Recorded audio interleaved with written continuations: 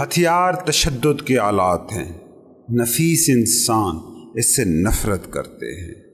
ہتھیار خوف کی علامتیں ہیں، شائستہ انسان اس سے بچتے ہیں۔ بہت ہی شدید ضرورت کے سوا نفیس انسان اگر مجبور کر دیا جائے تو وہ ہتھیار اٹھاتا ہے، مگر وہ بھی بہت احتیاط کے ساتھ۔ شائستہ آدمی کی اولین ترجیح ہوتی ہے امن۔ اگر امن کی دھجیاں بکھر جائیں تو شریف آدمی کیسے مطمئن ہو سکتا ہے؟ اس کے دشمن شیطان نہیں ہوتے بلکہ اسی کی طرح کے ہی انسان ہوتے ہیں۔ وہ انہیں ذاتی طور پر نقصان نہیں پہنچانا چاہتا، نہ ہی وہ فتح کو بطور جشن مناتا ہے۔ کیسے وہ فتح پر رقص کرے؟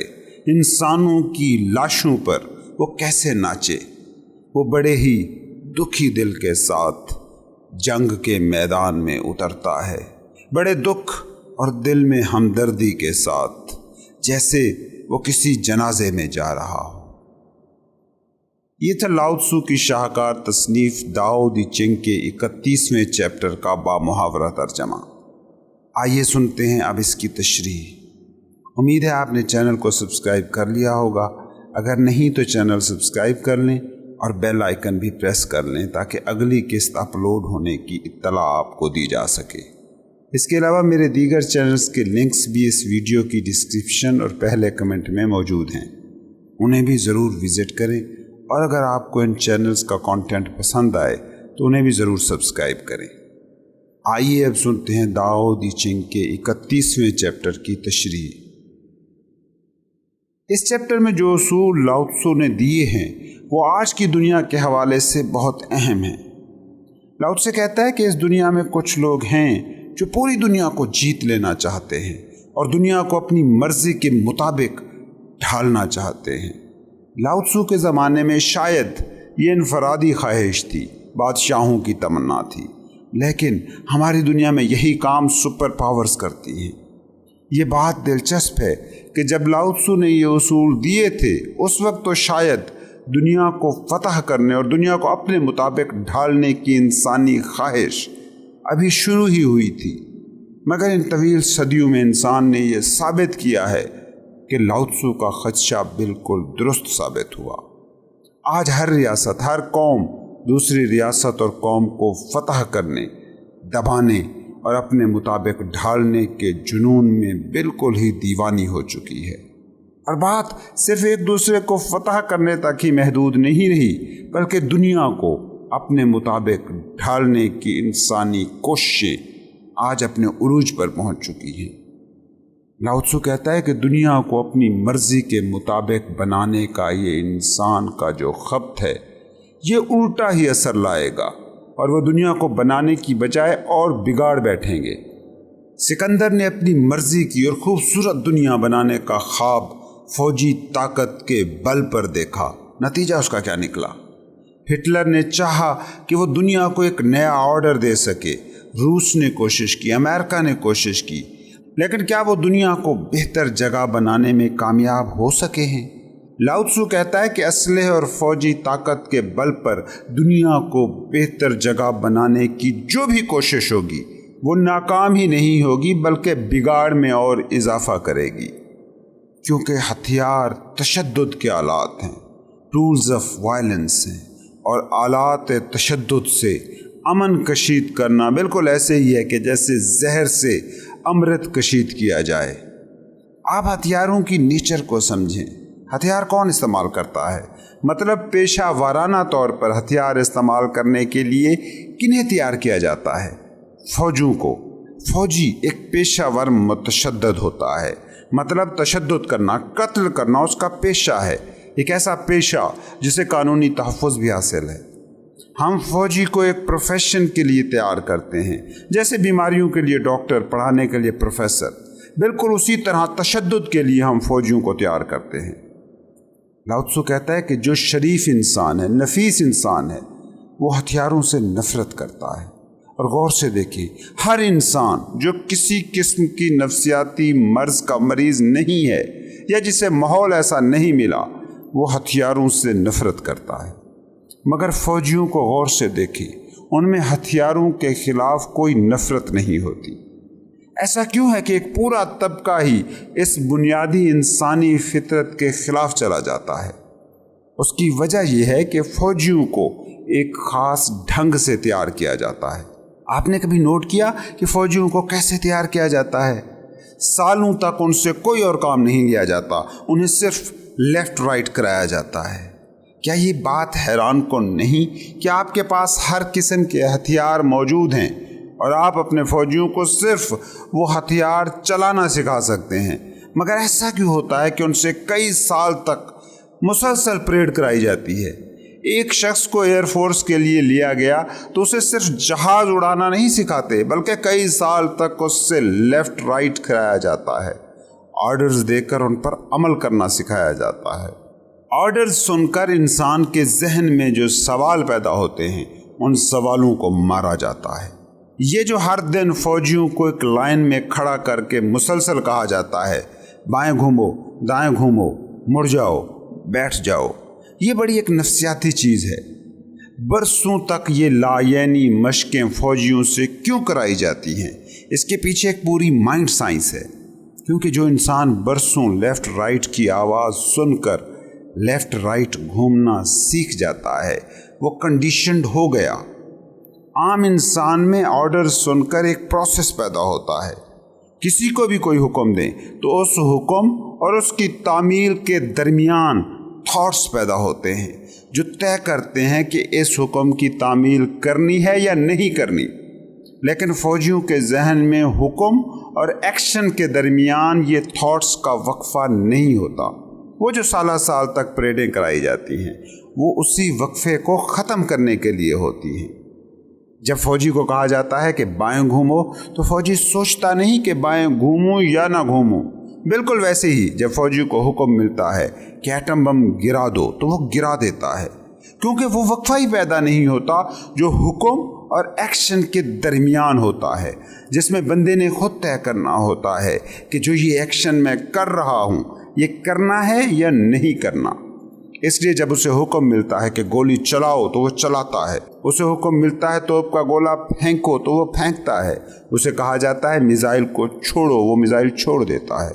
اس کے ایکشن اور حکم کے درمیان یہ وقفہ آتا ہی نہیں جس میں وہ ایکشن کی نوعیت کو طے کر سکے، یہ سوال اٹھا سکے کہ یہ گولی میں کس پر چلا رہا ہوں، بم کس پر پھینک رہا ہوں۔ اور یہ کنڈیشننگ پیدا کرنے کے لیے ہی اس سے سالہ سال تک لیفٹ رائٹ پریڈ کرائی جاتی ہے۔ اس لیے فوجی جب گولی چلاتا ہے وہ یہ نہیں سوچ سکتا کہ یہ سامنے جو موجود بندہ ہے اسے میں کیوں مار رہا ہوں، اسے مارنا جائز ہے یا نہیں۔ وہ یہ سوال ہی نہیں پوچھتا، بلکہ یوں کہنا چاہیے کہ اس میں یہ سوچنے کی صلاحیت ہی مار دی جاتی ہے کہ وہ لوگوں کو کیوں مار رہا ہے۔ چند ہزار روپے کی تنخواہ اور بس۔ سوچیں وہ کیا کر رہا ہے؟ اپنی اور اپنے گھر والوں کی روٹی کے لیے وہ قتل کا دھندا کر رہا ہے۔ وہ 1000 آدمیوں کو قتل کر سکتا ہے، بدلے میں اسے کیا ملے گا؟ تنخواہ ہی نا۔ ناگاساکی پر جس شخص نے ایٹم بم گرایا تھا اس سے بعد میں پوچھا گیا کہ کیا تمہیں کوئی احساس ندامت ہے، کوئی احساس گناہ؟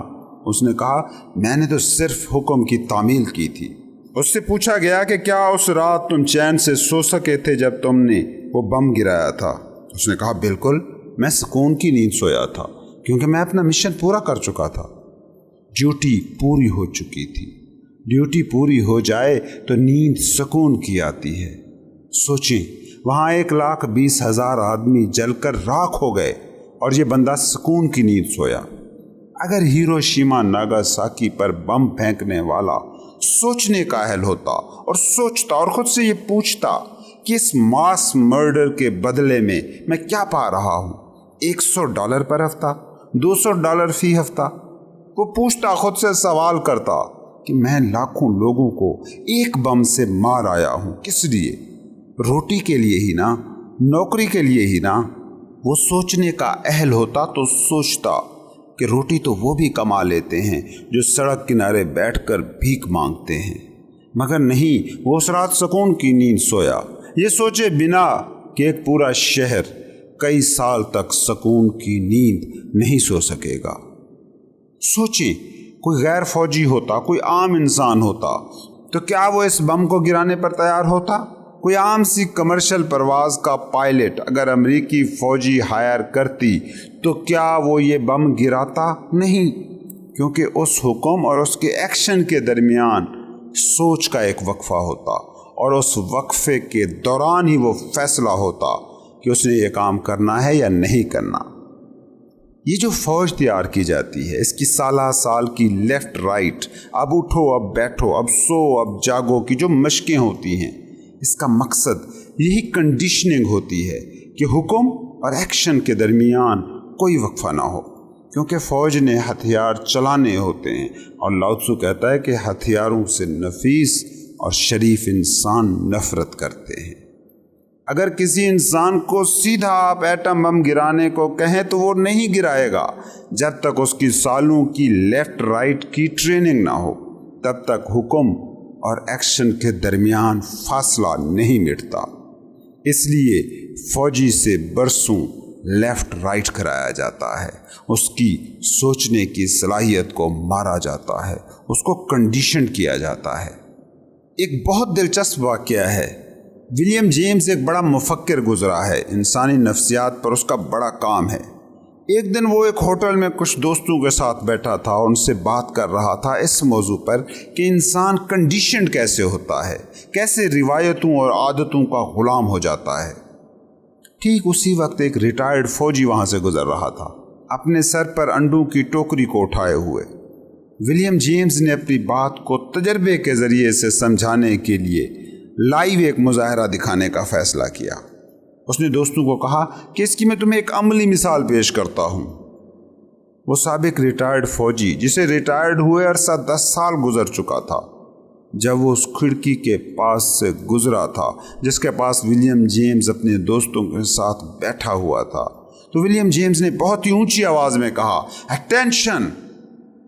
ریٹائرڈ فوجی فوراً اٹینشن ہو گیا، اس کی ٹوکری زمین پر جا گری، سارے انڈے ٹوٹ گئے۔ جب انڈے ٹوٹ گئے، وہ اٹینشن ہو گیا، تو تب اسے سمجھ آیا کہ اس کے ساتھ کیا ہوا ہے۔ وہ بوڑھا فوجی بہت ناراض ہوا، اس نے کہا یہ کیا بیہودہ مذاق ہے۔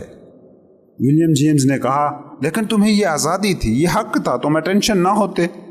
تو اس بوڑھے نے بڑا ہی بے بسی سے بھرا جواب دیا کہ وہ حق تو ہم کھو چکے ہیں، 10 سال ہو گئے ہیں فوج کو چھوڑے ہوئے، مگر کنڈیشننگ ابھی تک نہیں ٹوٹی ہے۔ تم نے اٹینشن کہا تو سوچنے کا موقع ہی نہ ملا، اٹینشن ہو گیا۔ میں اٹینشن ہوا ایسا نہیں، اٹینشن ہو گیا۔ کنڈیشننگ ایسے ہی کام کرتی ہے۔ لاؤ تصو کہتا ہے ہتھیار نفرت کا نشان ہے، اور ہر نفیس انسان ان سے نفرت کرتا ہے۔ اس لیے اگر آپ نے انسانوں سے ہتھیار چلوانے ہوں تو پھر انہیں سالوں اٹینشن کرانی پڑتی ہے، لیفٹ رائٹ کرانا پڑتا ہے، کنڈیشننگ کرانی پڑتی ہے۔ اور یہ کنڈیشننگ صرف فوجی ہی کی نہیں ہوتی، سماج لوگوں کی بھی کنڈیشننگ کرتا ہے۔ آپ خود سوچیں، ہر انسان عام حالات میں قتل کو پسند نہیں کرتا، قاتل کو برا کہتا ہے، مگر جنگ کے دنوں میں اسی فوجی کو ہیرو سمجھتا ہے جو دشمنوں کے زیادہ سے زیادہ بندے قتل کر آئے، اسے ایوارڈ ملتے ہیں، اعزازات سے نوازا جاتا ہے۔ جنگ کے دنوں میں پورے کے پورے ملک، پورے سماج کی نفسیات کا رخ بدل جاتا ہے، آپ اور ہی طرح کے آدمی ہو جاتے ہیں۔ لاؤ تصو کہتا ہے کہ عام زندگی میں شریف آدمی خیر کی طرف ہوتا ہے، لیکن جنگ کے دنوں میں وہ بھی شر کی طرف، قتل و غارت کی طرف جھک جاتا ہے۔ اس لیے جنگ کے دور کو کہا جا سکتا ہے کہ یہ سماج کا اب نارمل زمانہ ہوتا ہے، جس میں بد تو بد رہتے ہی ہیں، جو اچھے ہوتے ہیں، جو شریف آدمی ہوتے ہیں، وہ بھی شدت پسند اور موت پسند ہو جاتے ہیں۔ لاؤ تصو اگلے مصرے میں کہتا ہے کہ جو شریف آدمی ہوتا ہے وہ بہت ہی شدید مجبوری میں ہتھیار اٹھاتا ہے، مگر پوری احتیاط کے ساتھ وہ فتنے کے خاتمے کے لیے کوشش کرتا ہے۔ وہ دشمنوں کے ساتھ لڑتا ہے، مگر یہ جانتا ہے کہ جن سے وہ لڑ رہا ہے وہ شیطان نہیں ہیں، اس جیسے انسان ہی ہیں۔ لاؤ تصو کہتا ہے کہ ایسا شریف انسان جنگ کا حصہ بنتا ہے، مگر ناگزیر برائی کے طور پر، ان نیسیسری ایول کے طور پر۔ ऐसा शख्स जब जंग जीत जाता है तो वो जीत का, फतह का जश्न रक्स मनाकर नहीं करता, बल्कि मर जाने वालों का नौहा करता है, उनके लिए आंसू बहाता है। वो बड़े दुखी दिल के साथ जंग का हिस्सा बनता है और रोती हुई आंखों के साथ अपनी फतह मनाता है। वो अपनी फतह के जश्न में यूं शामिल होता है जैसे जनाजे में शरीक होने जा रहा हो।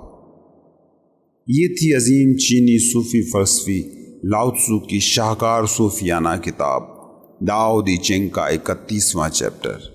अगले एपिसोड्स को बर वक्त सुनने के लिए चैनल को ज़रूर सब्सक्राइब करें और बेल आइकन को भी प्रेस कर लें, ताकि जो ही अगली किस्त अपलोड हो नोटिफिकेशन के ज़रिए आपको इत्तला दी जा सके। इसके अलावा मेरे दीगर चैनल्स के लिंक्स भी इस वीडियो की डिस्क्रिप्शन और पहले कमेंट में मौजूद हैं, उन्हें भी ज़रूर विज़िट और सब्सक्राइब करें।